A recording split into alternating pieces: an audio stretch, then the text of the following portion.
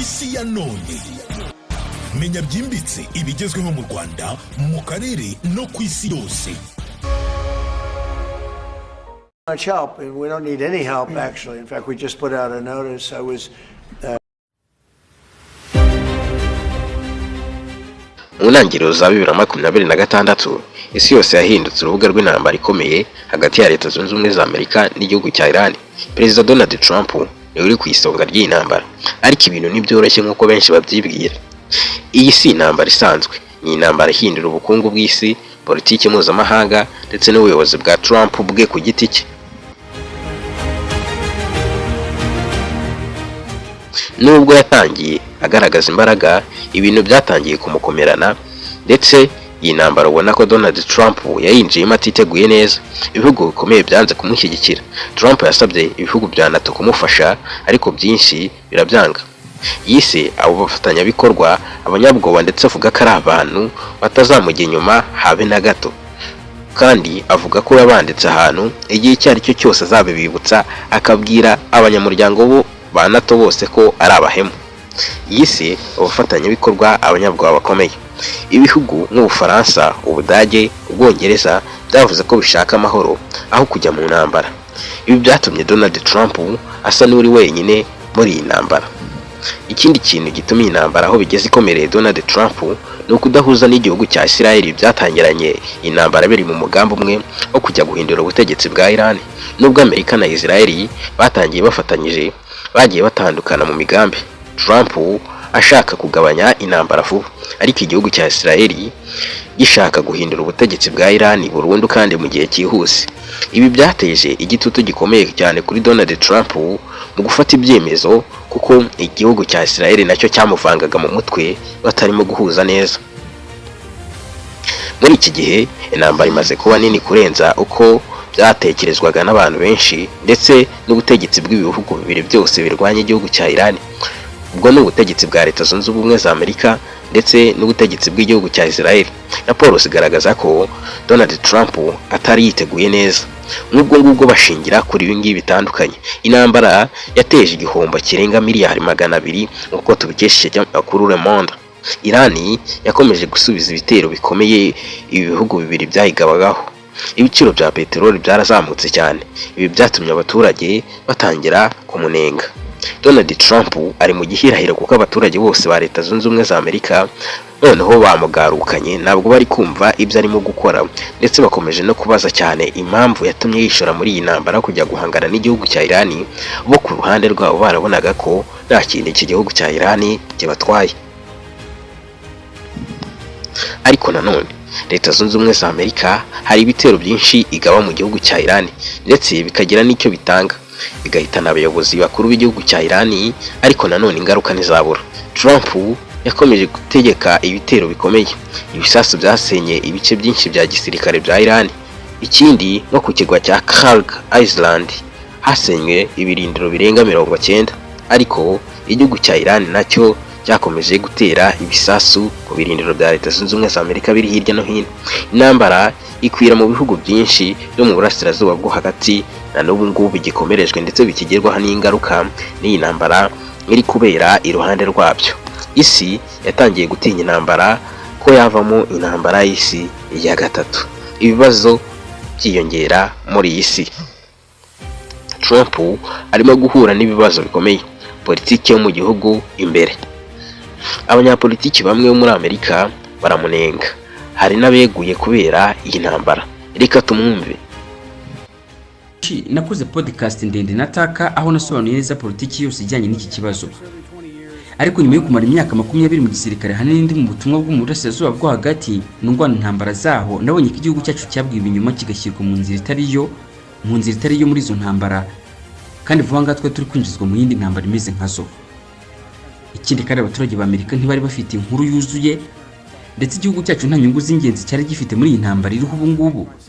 Nakomeje mvuga nti nge sinabikora, mfite umutima nama mwiza, kubera yuko icyo ngicyo cyari isezerano narihaye ubwanjye hashize imyaka irenga 20 nkiri mu butumwa muri Iraq. Nyuma yo kumenya mu butumwa bwanjye bwa mbere ko tutari turi hariya kubera impamvu leta yacu yavugaga, naravuze nti niba igihe cyanjye kizagera, niba nzaba nkiri mukuru muri ibi bihe kandi mfite inshingano sinzohereza abasore n'inkumi kujya gupfira ku mirwano mu bindi bihugu mfite umutimanama.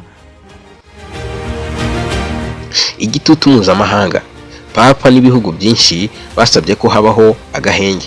Trump yavuze ko atazemera ibiganiro by'ako kanya, ariko bisa naho muri iki gihe harimo gusaba imbabazi avuga ko yakemera kuganira n'igihugu cya Iran, atariko nabuze umuyobozi n'umwe twaganira kuko bose narabakubise bahunga abandi twarabishe. Nyamara abasesenguzi bakabona ko ari ubwoba Trump afite, ahubwo intambara irimo kumunanira. Ibi byatumye asa n'ufatiwe hagati gutsinda intambara cyangwa kurengera izina rye. Navuze nti Dani, niba nta kibazo zo kuma muri situation room ureba ibyo bitero byose turimo kubagabaho, ntibazi biri kubabaho. Ingabo zabo zo mu mazi zarashize, ingabo zabo zo mu kirere zarashize, uburyo bwabo bwo kwirinda ibitero byo mu kirere bwose bwarashize, byose byarashize. Radari zabo zarashize, abayobozi babo bose barashize, itsinda ry'abayobozi babo ryakurikiyeho naryo ryarashize, kandi irindi tsinda ryabo rikurikiyeho hafi ya bose barashize. None ubu nta muntu ugishaka kuba umuyobozi hariya. Turi guhura n'ibihe bitoroshye, turashaka kuganira nabo, ariko nta muntu n'umwe ahari wo kuganira nawe, nta muntu dufite wo kuganira nawe. Wari uzi n'ikindi, ibi nibyo dukunda. Muri iki gihe Trump arimo araca amarenga avuga ko agize amahirwe kuri we intambara yagaragara. Ntabwo ari ibyo yavuze, ahubwo nibyo abasesenguzi benshi barimo gusesengura bakabona. Se Trump aracyafite igisubizo? Nubwo Trump avuga ko ari gutsinda, reka da, Iran iracyafite ubushobozi bwo kurwana. Ugusubira inyuma kwihuza k'ubwato Gerald Ford buva ku rubuga rw'imirwano no kunanirwa gufasha abasirikare bananiwe bari ku rugamba batsinzwe mu burengerazuba bwa Aziya n'umwiryane hagati yabo byagaragaje ko burya nta kintu kwa kwirata kwabo kwabaga gushingiyeho. Ubwo buhanganye bw'igisirikare cyanyu muvuga ntacyo buri cyo ku gisirikare cya Iran usibye ubusa, ingunguru zirimo gusa. Ubu bwato bwanyu bwahoraga bugenda bwerekeza ku birindiro bya Amerika, bugerageza kunyura mu muhora wa Bab el Mandeb, maze isi yose bivugaho sinakubwira.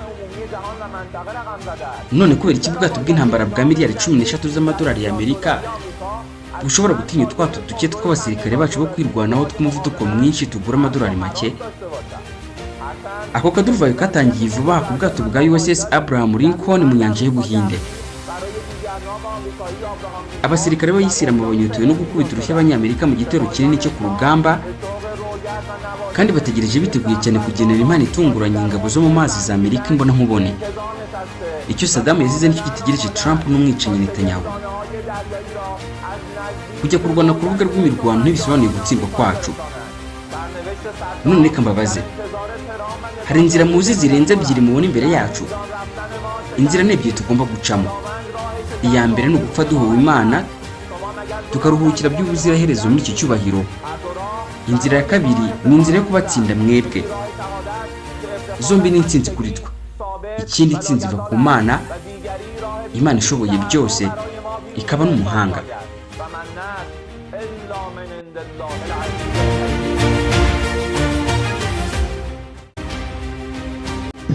Iyi ntambara ya Iran si intambara gusa ya gisirikare, ni ahubwo ni ikizamini gikomeye kuri Donald Trump. Yatangiye yizeye gutsinda vuba, ariko ubu ari mu bibazo bya politiki, ubukungu n'umutekano, ndetse no gutakarizwa icyizere cy'abaturage ba Leta Zunze Ubumwe za Amerika batari bazi ibyo agiyemo. Isi yose ireba niba azabasha kuyisoza neza. Ikibazo gikomeye ni iki ngo ese Trump azasoza iyi ntambara cyangwa ntizamusoza? Ushimiye ko wakomeje kubana nanjye.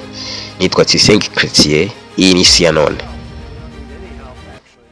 Put out a notice. I was watching over the last couple of weeks, and all of our NATO allies were very much in favor of what we did. They thought it was very important. We were just discussing it actually.